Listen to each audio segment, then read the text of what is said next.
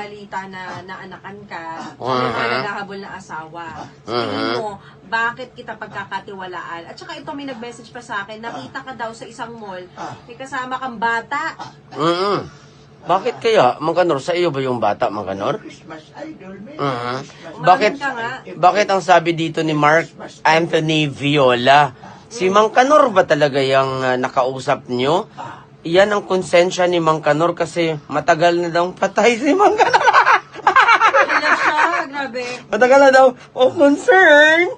Concern na concern. Na, natakot ako kasi... Hindi, matagal na daw siyang patay na patay sa iyo, Mama Ay. Buwang ka talaga, Mang Kanor. Hindi ka panakot ba? Munti ka, hindi ka ako nakapagmura.